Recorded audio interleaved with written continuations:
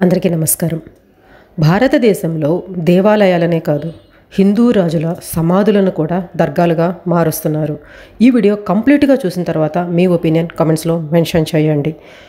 భారతదేశపు చివరి హిందూ రాజు, ఢిల్లీని పరిపాలించిన చివరి హిందూ రాజు హేము విక్రమాదిత్య ఒక కూరగాయలు అమ్ముకునే సాల్ట్ ఇలాంటివి అమ్ముకునే అతి సాధారణమైన నిరుపేద కుటుంబంలో పుట్టిన హేము తరువాతి కాలంలో తన తెలివితేటలు శక్తి యుక్తులతో 22 యుద్ధాల్లో ఒక్క యుద్ధం కూడా ఓడిపోకుండా గెలిచి మొఘలులకు అంటే అక్బరుకు వెన్నులు వణుకు పుట్టించారు. ఢిల్లీలోని సుల్తాన్ల పీఠాన్ని కైవసం చేసుకుని భారతదేశపు అత్యంత ప్రముఖ హిందూ రాజులలో ఒక్కరుగా చరిత్ర పుటల్లో నిలిచారు.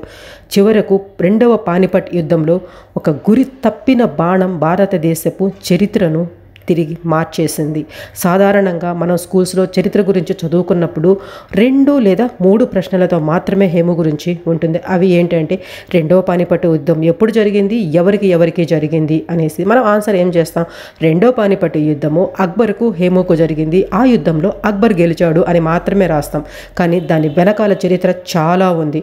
ఈ కంప్లీట్ వీడియో హేము అండ్ అక్బర్కి మధ్య జరిగినది, ఈ హేము గురించి పూర్తి చరిత్ర నెక్స్ట్ వీడియోలో మీకు ఫ్రైడే అప్లోడ్ చేస్తాను. అంతటి గొప్ప హిందూ రాజు అయిన హేమచంద్ర విక్రమాదిత్య గారి సమాధిని ఒక దర్గాగా మార్చారు అంటారు. దాని గురించి కంప్లీట్ ఇన్ఫర్మేషన్ ఈ వీడియోలో ఇస్తాను. తర్వాత మీ ఒపీనియన్ ఏంటనేది కామెంట్స్లో మెన్షన్ చేయండి. ఈ వీడియోలో నేను యాడ్ చేసే చిన్న క్లిప్పింగ్స్ వచ్చేసి, నేను రైజింగ్ రుద్ర అనేసి ఒక ఛానల్లో ఒక వీడియో నాకు కనపడింది. దీని గురించి సర్చ్ చేసేటప్పుడు అది ఇంట్రెస్టింగ్గా అనిపించి మీరు కూడా ప్రతి ఒక్కరూ అది చూడాలి అనే ఉద్దేశంతో ఈ వీడియోలో నేను చిన్న క్లిప్పింగ్స్ మాత్రమే మీకు యాడ్ చేస్తున్నాను. దీని కంప్లీట్ వీడియో వచ్చేసి మన కమ్యూనిటీలో పోస్ట్ చేస్తాను. దయచేసి ప్రతి ఒక్కరూ ఆ వీడియో చూడండి. ఆ సార్ ఎవరైనా నాకు తెలియదు, thank you very much sir. మీరు కూడా ప్రతి ఒక్కరూ అతనికి థ్యాంక్స్ చెప్పండి ఆ వీడియో చూసిన తర్వాత. ఓకే, ఇప్పుడు విషయంలోకి వస్తే పానిపట్ యుద్ధం జరిగిన తర్వాత అక్బర్ ఆ యుద్ధంలో గెలిచాడు. హేముని వాళ్ళు బందీగా పట్టుకొని వెళ్ళారు. ఆ కంప్లీట్ ఇన్ఫర్మేషన్ నేను నెక్స్ట్ వీడియోలో ఇస్తాను. ఓకే, ఈ పానిపట్ యుద్ధంలో హేము కుటుంబాన్ని కూడా ఈ పానిపట్ వద్ద పోరాడిన మొఘల్ అధికారి పీర్ మహమ్మద్ బంధించారు. పీర్ మహమ్మద్ వృద్ధ హేము తండ్రి అని ఇస్లాంలోకి మారమని ఒత్తిడి చేశారు. అలా మారితే ప్రాణాలతో వదిలేస్తాము అన్నారు. కానీ హేము తండ్రి అందుకు ఒప్పుకోలేదు. అందువల్ల హేము తండ్రిని చిత్రహింసలకు గురి చేసి చంపేశారు, ఉరి తీసి చంపేశారు. హేము భార్య మాత్రం అక్కడి నుంచి తప్పించుకోగలిగారు. భారత్లోని హర్యానా రాష్ట్రంలోని పానిపట్ జిల్లా, పానిపట్ నగరానికి సమీపంలోని జింద్ రహదారిపై షాడోపూర్ గ్రామంలో ప్రస్తుతం హేము సమాధి స్థల్ అనే ఒక హేము మద్దతుదారులు అతని కోసం స్మారక చిహ్నంగా అక్కడ నిర్మించారు, అతన్ని ఉరి తీసిన ప్రదేశంలో. హర్యానా ప్రభుత్వం పట్టించుకునే స్థితిలో ఉన్న ఈ కట్టడం ఈ మన ముస్లింలు దీనిని దర్గాగా మార్చారు. రెవెన్యూ రికార్డుల్లో మాత్రం 10 ఎకరాల కంటే ఎక్కువ విస్తీర్ణంలో ఉన్న ఈ ఆస్తి 1526లో మొదటి పానిపట్ యుద్ధంలో బాబర్ శిబిరాన్ని మరియు 1556లో 2వ పానిపట్ యుద్ధంలో అక్బర్ శిబిరాన్ని ఏర్పాటు చేశారు అక్కడ అనేసి చెబుతారు. 1990 వరకు కూడా హర్యానా ఏఎస్ఐ వద్ద ఉన్న రిపోర్ట్స్ ప్రకారం ఈ ప్రాంతంలో ఇప్పటికీ కూడా వాటర్ ట్యాంక్ నిర్మించబడి ఉంది. ఇది లఖోరి బాబర్ ఉన్న ఆ సమయంలో నిర్మించబడిన బావి అనేసి అంటారు. శిథిలావస్థలో ఉంది. ఇప్పటికీ కూడా అక్కడ ఆ ఇటుకలు ఉంటాయి. దీన్ని ఆక్రమణ చేసి దర్గాగా ఉపయోగిస్తున్నారు. రెవెన్యూ రికార్డుల్లో నిర్మాణాన్ని పర్షియన్లో ఖంగా అనేసి రాసున్నారు, అంటే సెరై లేదా ప్రయాణికులకు విశ్రాంతి స్థలం అనేసి.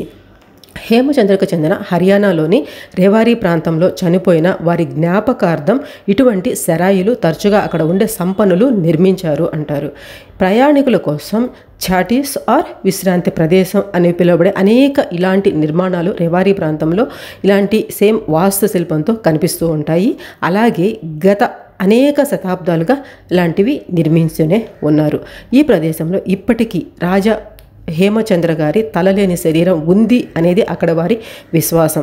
కానీ ఇది దర్గాలో, ఇది ప్రస్తుతం అయితే దర్గాగా కనిపిస్తుంది. ఒక సూఫీ సెయింట్కు కట్టిన ఒక దర్గాలాగా కనపడుతోంది. అక్టోబర్ 216లో కొంతమంది స్థానికులు దర్గా నుండి ఆకుపచ్చ రంగు ఆ జెండాను తీసేసి దాని స్థానంలో కాషాయ జెండా ఉంచారు. బోర్డుపై హేమచంద్ర విక్రమాదిత్య పోస్టర్లు కూడా వేసి ఉంచారు. అక్కడికి ప్రస్తుతం ఒక అతను ఉన్నారు, చెన్నై నుండి వచ్చాను అని చెప్పారు, మహమ్మద్ నజీబ్ అనేసి. అతన్ని అక్కడ నుండి ఖాళీ చేయాలి అని కూడా డిమాండ్ చేశారు. ప్రస్తుతం దాన్ని మెయింటైన్ చేస్తుంది అతను.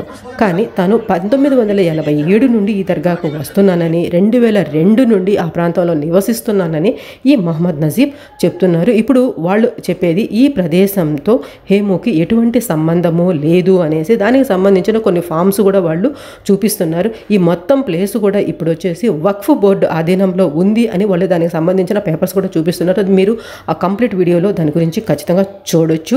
దీని ఓల్డ్ ఫోటో అంటే ఇంతకు ముందు ఎలా ఉండేది కూడా ఆ వీడియోలో మీకు క్లియర్గా కనపడుతుంది. హేమచంద్ర విక్రమాదిత్య గారి సమాధిని అక్రమంగా ఆక్రమించారనేసి, పచ్చరంగు పూశారు అనేసి స్థానికులు వాదిస్తున్నారు.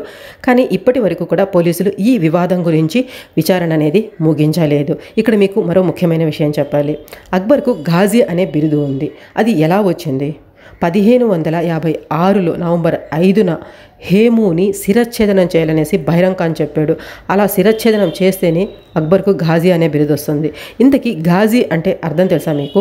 ఘాజీ అనేది ఇస్లామిక్ పాలనను స్థాపించడానికి అవిశ్వాసులను లేదా కాఫిర్లను చంపే ముస్లిం యోధులకు ఇవ్వబడే బిరుదు. అర్థమైంది కదా?